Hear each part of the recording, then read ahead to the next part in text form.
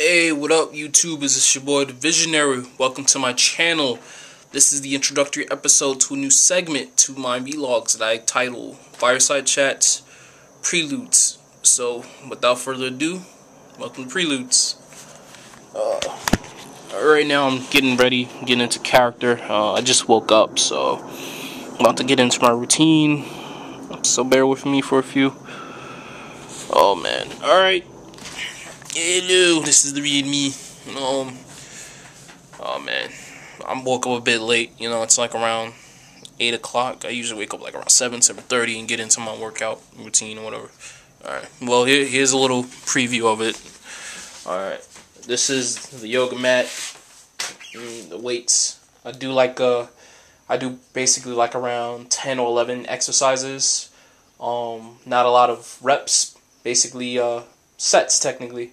And I do a circuit, so I'll do 11 and then stop and then do another 11 and stop and do another 11 with the same exercises to basically just keep my muscles conditioned. And after that, see the yoga mat, I do yoga, stretch out my muscles and all that. The agenda for today is, number one, work on my business plan, specifically the executive summary. I don't know if you can see it. I got to rewrite that because I need to prepare it for an actual person who might be able to invest in it. So I got to change up the numbers. I got to recalculate the numbers. I got to change up the spot where I want to have it located.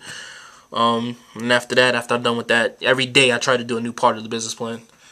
Alright, second, I just got to go to my school and print up some new copies for some resumes because I'm on my job hunt. That's why I'm home right now at 8 o'clock instead of outside. So that's basically it for that. In general, I don't know what I want to talk about. Mad stuff that's going on. Right now, what's on the top of my list is the situation that's happening in Japan with the earthquake. Mad people got killed over there. My heart goes out to them over there. I actually have a friend that I met years ago at a camp. It was a very special camp. It was like a government-funded camp called CRS, or Camp Rising Sun. When you get the chance to look that up.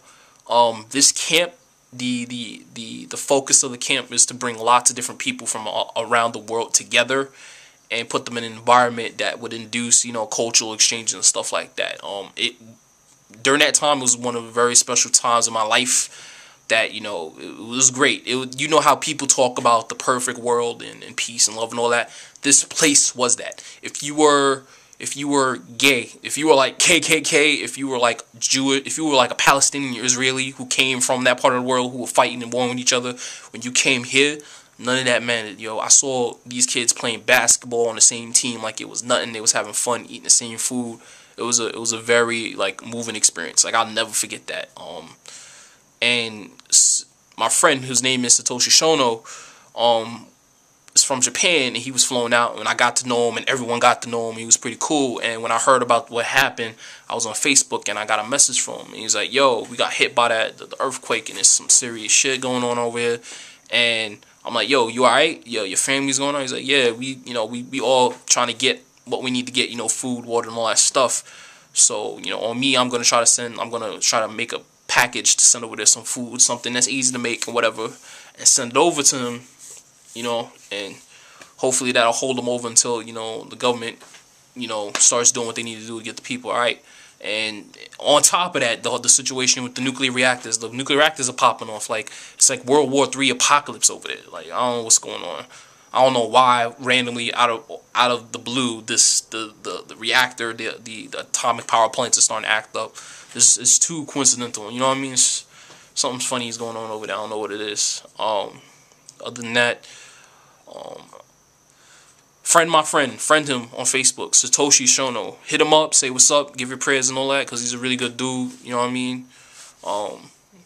That's pretty much it. What else I want to talk about? I got this new thing I've been seeing on Facebook, not Facebook, YouTube, that I YouTube a lot. You know what I mean? Because obviously I got a channel. There's this topic that keeps popping up. There's a gender war or gender divide that's happening between black men and black women. And no, this is not a video on that. It's just talking about the culture and the situation. There's a lot of beef going on between the two. There's a lot of anger and frustration between the two groups, and it's weird, and everyone's like, why does this person do this? Why does this person do that? And the other side is saying the same thing, and they're not really listening to each other. Because I think when you listen first and analyze and absorb what the other person is talking about, then and only then will you be able to move on to the next step, which is coming up with a solution to the problem. So they're not listening to each other. You know what I mean? Because a lot of the problems that's happening between the two can be solved by doing something very simple things. You know what I mean? Very simple things like being nice and smiling, and I guess on the other side, learning how to approach people a certain way. I'll go into more in depth into it later when I get the chance, but it's some real serious shit. Part of it is educating yourself on how things work, in particular understanding biology, learning about biology, learning about psychology and sociology. Learning about those three things will help you to understand a lot of things in the world and why people do the things they do.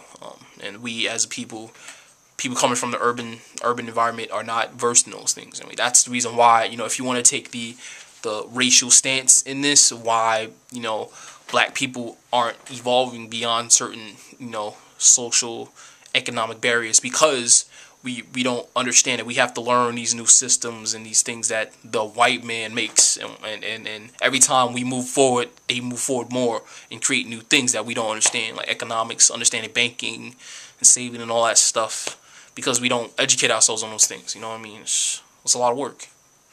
But man, that's it for that. And what else? What other things have been bothering me? I don't know.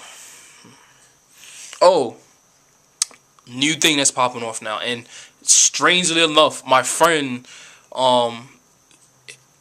is going to do a video, because he actually has a video show that he's been putting up lately, and the next topic is about unions and the importance of unions. And strangely enough, when I heard that, I remember, and it's recent, just like a week or two ago, that I heard about what's happening in Wisconsin and Michigan, where the legislation in both the places are passing these bills that basically revolve around electing some type of I would say newly appointed official who has the power to dissolve and strip unions of their rights and their representation, and to, if need be, take away or dissolve local governments within a state or town, or take away the title and powers and positions of certain government officials that are under that person. So they'll be like, you know what, we elect you to be the person who's above the governor or mayor of the town, and if you so decide to do so because of something that that's messing up the town, you can be like, yo, I dissolve the mayor of his responsibilities, powers, or remove him from office, or remove anyone from office. And these bills are basically Republican pushed and Republican funded and Republican created bills, and it's funny because it's like it's happening. It's a basic tactic, it's a blitzkrieg. There's some major problem with situations such as the budget crisis in all these different states, and the Republicans or whoever decides to start attempting to pass bills that that give them more power in a certain situation. And also on top of that, what makes it more of a bigger problem, because that, although you don't like that, that's legal, but what's the problem with it is that, well, I think in Michigan specifically, what happened is that part of Michigan's laws, state laws, is that whenever the Republican Party, Democrat Party, or whatever party wishes to pass a law or an ordinance, they must meet in a town hall or some location where they sit down and discuss the new act or law and give the other side a chance to rebuttal it. And they have to give you a 24-hour notice that they're going to be meeting in a certain place to have a bill or law signed into existence. And what had happened was, the recent one that was passed, I think in Michigan, was pushed, like given a 2-hour minimum time for them to come up with a rebuttal and to meet them there.